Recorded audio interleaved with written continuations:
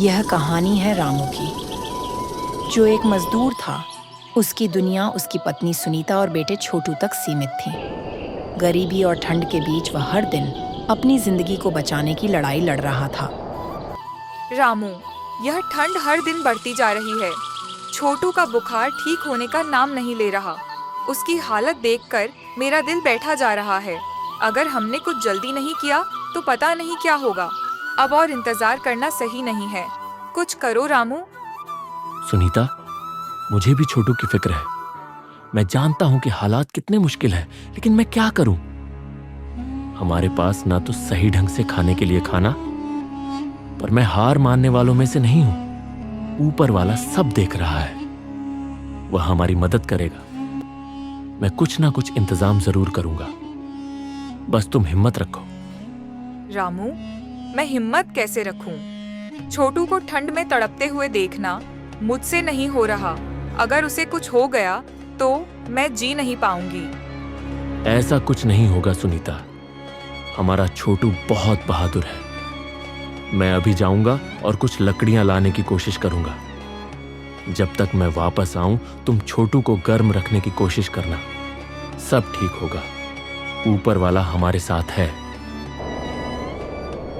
गांव की गलियां सुनसान हैं। ठंडी हवाओं के झोंके दीवारों को चीरते हुए गुजर रहे हैं। कुछ लोग अलाव के पास सिकुड़ हुए बैठे हैं। उनके चेहरों पर चिंता की लकीरें साफ झलक रही हैं और दूर दूर तक मदद की कोई उम्मीद नजर नहीं आ रही।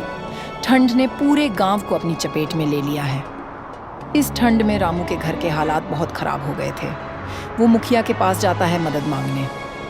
मुखिया जी, मैं आपसे मदद मांगने आया हूं। ठंड ने मेरे घर की हालत खराब कर दी है। मेरा छोटू बुखार से तप रहा है और सुनीता भी बहुत कमजोर हो चुकी है। हमारे पास ना तो ढंग से कपड़े हैं और ना ही जलाने के लिए लकड़ियां। अगर आप थोड़ी मदद कर दें तो हम ये सर्द रातें काट सकते हैं। रामू, मेरी भी अपनी जिम्मेदारियां हैं। पूरे गांव में ठंड का कहर है। हर किसी को मदद चाहिए। मैं अकेले कितनों की मदद कर सकता हूं? मुखिया जी, मैं भीख नहीं मांग रहा। मैं किसी तरह यह ठंड से अपने परिवार को बचाना चाहता हूं। अगर आप कुछ लकड़ियां या पुराने कपड़े दे दें तो हम खुद ही गुजारा कर लेंगे। मेरा छोटू बहुत छोटा है, वह इस ठंड को और नहीं झेल पाएगा। ठीक है रामू, तुम्हारी बात सुनकर मेरा भी दिल पसीज गया है। गोदाम में कुछ लकड़ियां और पुराने कंबल पड़े हैं, उन्हें ले जाओ। लेकिन याद रखना, हर बार मदद के लिए मेरे पास मत आना। अपनी मुश्किलों का हल खुद ढूंढना सीखो। रामू लकड़ियां और कंबल लेकर अपने घर की ओर तेजी से लौटता है। गरीब रामू, जो अपने परिवार को बचाने के लिए मुखिया से मदद लेकर लौट रहा था, रास्ते में ठंड से कांपते एक बूढ़े बाबा से टकरा जाता है। बेटा, मुझे बहुत ठंड लग रही है। पिछले 2 दिन से कुछ जलाने के लिए लकड़ी नहीं मिली। ये सर्दी मेरी जान ले लेगी। अगर तेरे पास कुछ हो तो मेरी मदद कर दे। बाबा, मेरे पास भी ज्यादा कुछ नहीं है। ये लकड़ियां और कंबल है। मैं अपने परिवार के लिए लेकर जा रहा था, पर आपकी हालत देखकर मेरा दिल नहीं मान रहा। ये आप रख लीजिए, शायद इससे आपकी ठंड कुछ कम हो जाए। रामू लकड़ियां और कंबल बाबा को देता है। बेटा, ऊपर वाला तुझे इसका सिला देगा। तूने आज मेरी जान बचा ली। चलो, जो भी थोड़ी मदद कर सका वही काफी है। ऊपर वाला सब देख रहा है। रामू ने खुद की परवाह किए बिना अपनी मदद दूसरों के लिए कुर्बान कर दी। रात का समय रामू अपने घर लौटता है। घर में अंधेरा है, केवल अलाव की हल्की रोशनी से घर की दीवारें रोशन हो रही हैं। सुनीता, सुनो, मैंने मुखिया से लकड़ियां और कंबल ले लिए। रास्ते में एक बूढ़े बाबा मिले, बहुत ठंड में कांप रहे थे। मैंने वही लकड़ियां और कंबल उन्हें दे दिए। तुम्हें शर्म नहीं आई? हमारे घर में बच्चा बुखार से तप रहा है और तुम बाहर किसी और की मदद करने निकल पड़े।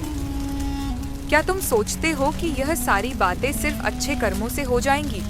क्या तुमने हमारी हालत को समझा? तुम्हें अपने परिवार की चिंता करनी चाहिए थी, ना कि दूसरों की।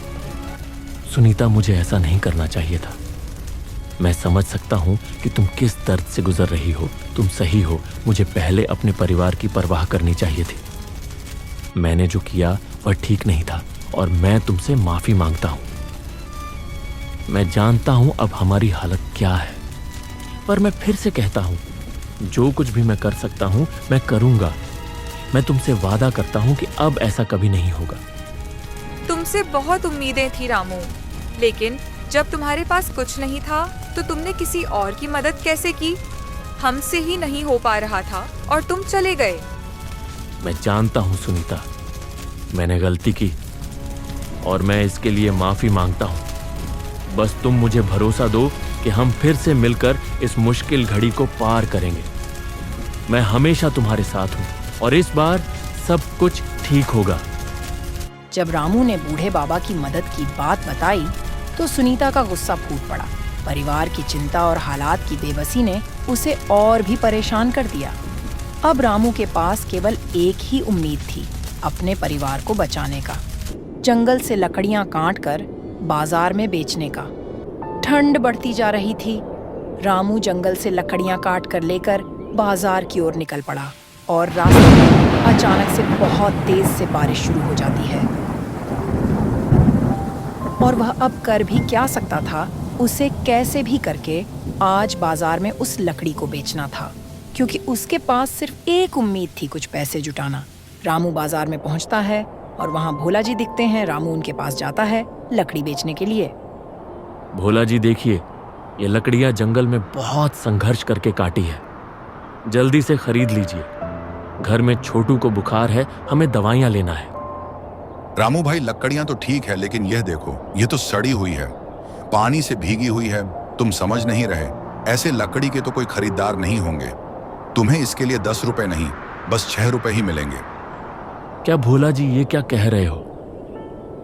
ये लकड़ियां एकदम सही है। जो तुम कह रहे हो वह सिर्फ बहाना है। मैं जानता हूं तुम्हारी चाल। देखो भाई, मैं तो बस तुमसे सच कह रहा हूं। मैं तो कोई फायदा नहीं ले रहा हूं। तुम चाहो तो कहीं और बेचने चले जाओ, पर मुझे तो यह लकड़ियां इतनी ही चाहिए। क्या कर सकता हूं भोला जी, घर में 2 दिन से कुछ नहीं पका और छोटू की तबीयत भी बहुत खराब है। इस वक्त जो कुछ भी मिल जाए वही सही है। रामू ने अपनी लकड़ियां तो बेच दी, लेकिन सच्चाई यह थी कि 6 रुपए में बेचकर वह अपने परिवार के लिए जो जरूरी चीजें खरीद सकता था, वह अब नहीं कर सकता था। रामू थके हुए चेहरे के साथ घर लौटता है। उसके हाथ में राशन का एक छोटा सा थैला है। सुनीता उसे देखकर परेशान और नाराज हो जाती है। रामू, यह क्या लेकर आए हो? मैंने कहा था छोटू के लिए दवाई लानी है। खाने का क्या करेंगे जब बच्चा ठीक ही नहीं होगा? उसकी हालत देख रहे हो। सुनीता, मैं समझता हूं मुझे भी छोटू की चिंता है, लेकिन सोचो, अगर हम भूखे रहेंगे तो खुद बीमार पड़ जाएंगे। तब छोटू का ध्यान कौन रखेगा? ये थोड़ा राशन लाना जरूरी था। रामू, तुम बार बार यही बहाना बनाते हो। जब छोटू की हालत बिगड़ जाएगी तो यह खाना किसी काम का नहीं रहेगा। क्या तुम्हें सिर्फ अपने खाने की ही फिक्र है? सुनीता, ऐसा मत कहो। मैं पूरे दिन जंगल में लकड़ियां काटता रहा।